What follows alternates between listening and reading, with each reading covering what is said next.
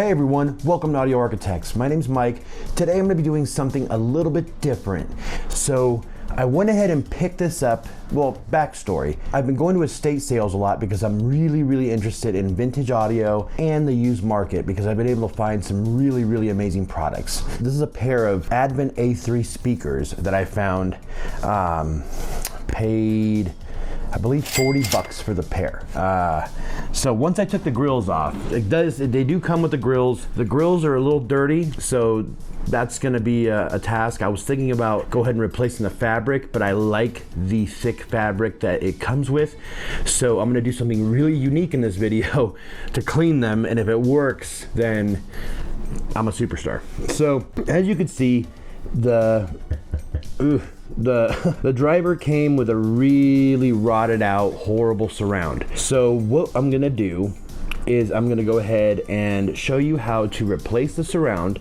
Luckily, the tweeter is fine. I have tested these. The other one came with more of a surround, but it's still rotted out and needs replacement. Overall, they sounded good. However, with a brand new surround, fresh new surround, I think it's gonna sound absolutely fantastic. I don't wanna change too much about this speaker because I wanna keep it as original as possible. I have seen replacement drivers, so in case the driver is damaged, there are replacement options, but they are expensive. So I don't want to make that kind of an investment. I do think that this is worth looking into and replacing the surround and making some cosmetic changes. The other speaker is actually really damaged on the veneer part. It has a lot of little I don't know what to call them, little dings and dents and stuff, but nothing too deep. So what I'm gonna do, I'm gonna go ahead and sand down the veneer.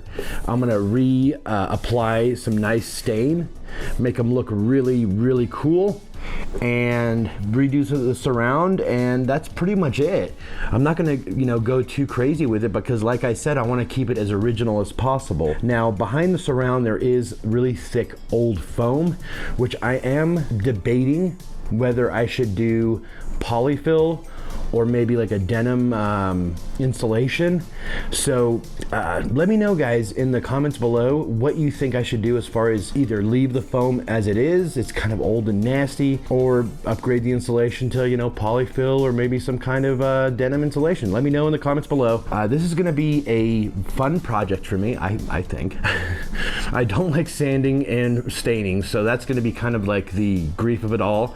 However, this is gonna be the first time I try out refoaming a speaker. So stay tuned because in the next clip, I'm gonna show you guys how to refoam this speaker.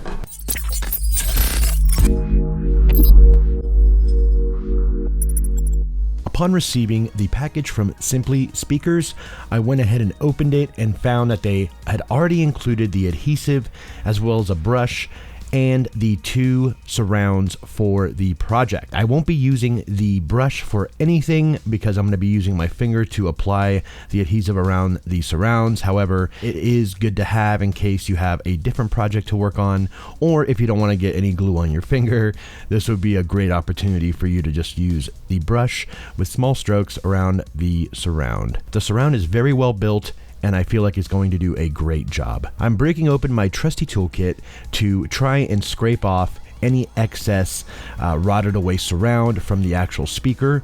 In this process, you're just going to be kind of peeling off the old rotted out surround from the actual driver. Make sure to get under the bottom of the driver as well, because there is going to be a little bit of excess surround down there. You just want it to be nice and clean, so that way when you apply the new surround, you don't have any residue or any nastiness along the sides of the speaker itself. Now this part's going to be very crucial. You're going to have to get all that old adhesive and glue off of the metal part of the speaker. Now the speaker is attached to this metal frame and that glue has been there for quite some time. So either using a utility knife or a regular pocket knife, which is what I used as well, I just scraped off all that glue. It is a very tedious project and a very time-consuming project, so make sure you have a nice area and, a comfortable chair, because you're going to be there for at least 15 to 20 minutes scraping away adhesive, because you have to make sure that this part, that lip that I'm scraping right now, is completely clean and has no residue of the old glue whatsoever. Otherwise, you'll get problems with the adhesion with the new glue that Simply Speakers provided. Now, be careful, because during this process, I wasn't careful and my knife actually slipped, and I went ahead and stabbed myself in the hand. Here's a picture of my poor hand. It actually looks better here than it actually was, but my knife went in about 1.5 inches. So be careful when doing this project. Here is the basket. I went ahead and actually spray painted the metal frame black with black spray paint, and now it's time to go ahead and apply the glue. Do a bead size glue around the whole outside rim of the speaker itself. You want it to be nice and uniform. You can use your finger as a guide. This is very helpful. This is something that Simply Speakers did recommend doing, just to keep it nice and uniform, and that way you don't have any, stray glue going on the speaker itself. Now, to be honest, the first speaker I did got a little messy, because this is, like I said, this is my first time doing this project. However, if you keep it nice and uniform around the speaker itself, my second speaker I did came out absolutely perfect, and it looked great. I cannot reiterate enough, make sure there is no old surround left on this part of the speaker, because it's just going to cause problems. However, as you can see, I am using my finger to spread the glue around, so that way there's a nice coat. I will tell you one thing: this glue is very, very, very sticky and powerful. It's almost, it's near the potency of actual Gorilla Glue, so be careful. As you can see now, I am placing the surround on the speaker itself. I was having a little bit of issues because it was a little windy outside. However, I wanted to do it in a nice ventilated area, because I was doing some spray painting on that metal frame. Now, with your finger, go ahead and push down on the interior of the surround to give the glue as much adhesion as possible. You are going to be doing the inside of the speaker first, so don't mess that up. Don't think you can do the outside first, because that's not the way to do it. So you want to do the inside first, and then once you get the inside all dialed in, you're going to be doing the outside of the surround. Okay, so it's going to take about 20 to 30 minutes to dry. It's not going to be fully dry, but it's going to be dry enough for you to apply the second part of this process, which is a bead of glue around that bottom lip of the metal frame. Now, try your hardest just to get a very a small size bead around, because as I said before, I went a little crazy with the glue, and it did kind of secrete out of the surround, causing it's not going to cause any problems. However, it's just not going to look as good. So you want it to be as clean and uniform as possible. Now, the main thing with this, not only is it the fact that you have to make sure it's nice and stuck to the actual surround itself, but you're going to want to make sure the voice coil is aligned with everything, because there's nothing worse than messing that up. You have to make sure that voice coil is aligned, and the process I used was the process suggested by Simply Speakers, which is push down on the woofer itself to seat the surround perfectly and perfectly uniform with the voice coil. This, by going up and down like that, you're going to be getting a nice, it's going to be aligned. It's not going to be, crooked or anything. And just make sure it's on there, because there's nothing worse than, having a misaligned voice coil. So make sure to push down the surround, get it all nice and squared away there. And at that point, once you have everything aligned and everything good and it's seated properly, all you have to do is wait 20 to 30 minutes and you should be good to go.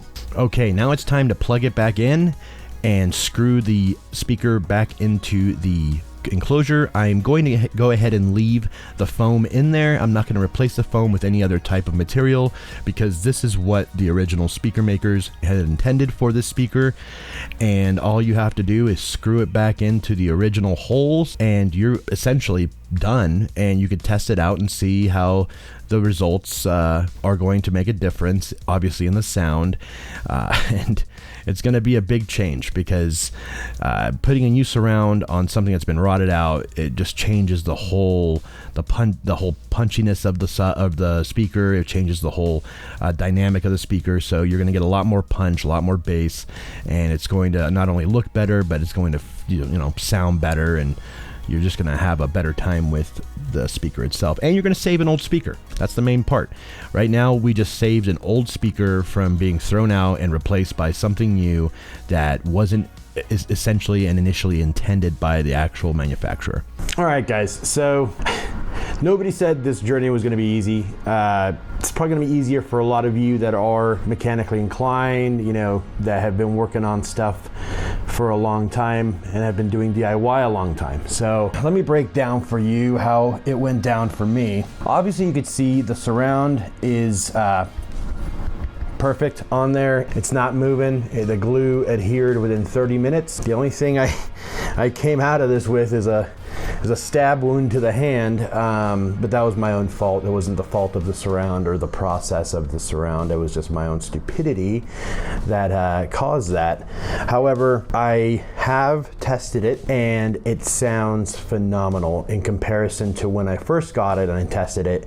When I first got it and tested it, it actually sounded okay, even though it was like rotting away. And now that I tested it with the surround, perfectly adhered, the bass is deep. I mean, I really like this speaker. This is a really good speaker. For the second part of this video, I'm not going to be filming this right now. I want to leave you with just the tutorial on how to do the surround install, which hopefully with my step-by-step tutorial, you guys can do it without getting stabbed and without any emergencies or anything like that. It was embarrassing, but at the same time, it's like I should have been paying attention. But no, guys, like Simply Speakers did a really great job, not only with the tutorial they provided online, which kind of mirrors what I've done here, and the fact that they produced a really quality product. They did not send me this. This is not a review. This is not anything like that. This is just showing you guys, if you go to buy a vintage speaker that is all jacked up and the surround is rotted away, this is the way to fix it. And Simply Speakers has the inventory for numerous amounts of drivers. I know that Soren Vegas are notorious for their surrounds rotting away because they are from the 80s and mid 90s and stuff like that. So this Advent speaker, like I said, sounded fantastic. I want to possibly tweak the high end eventually because I feel like it is a very bright speaker. However, a lot of people were like, no, leave it alone. It is good the way it is. And I'll tell you what, the bass is really clean with the new surround. Really nice, deep bass. It is a 10-inch driver, so it's going to produce some nice bass.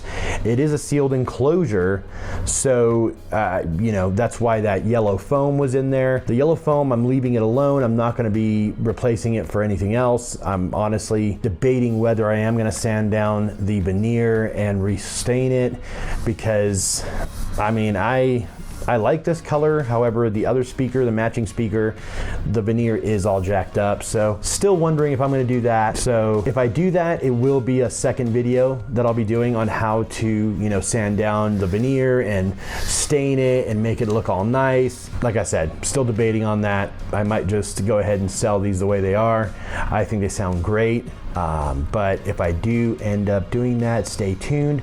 Don't forget to subscribe to the channel and like the video. If you think my stab wound deserves a like, please like the video. And And that's it for today. I hope you guys, like I said, got a good grasp on how to install a surround. It's not hard whatsoever. The hardest part was getting that initial glue off. Once you get that glue off, I went a step ahead and painted the metal part because I didn't like the way it looked. So the metal part I just spray painted really easily, one coat, nothing crazy, and I think it looks 10 times better. So tell me what you think in the comments, guys. Tell me what you think of the vintage speakers themselves. Let me know if you guys have actually done this, and if you do it, come back and tell me how it went. And you can also reach me on my Facebook group, Hi-Fi Audio Enthusiasts. I'd love to talk to you guys there, share your thoughts, share your experiences, share your actual DIY vintage stuff that you do. Please, guys, I really want to know what everybody else is doing, and I just want to chit chat and have fun with you guys. So thanks again for watching. Stay tuned because we'll have a new video out very soon. Take care.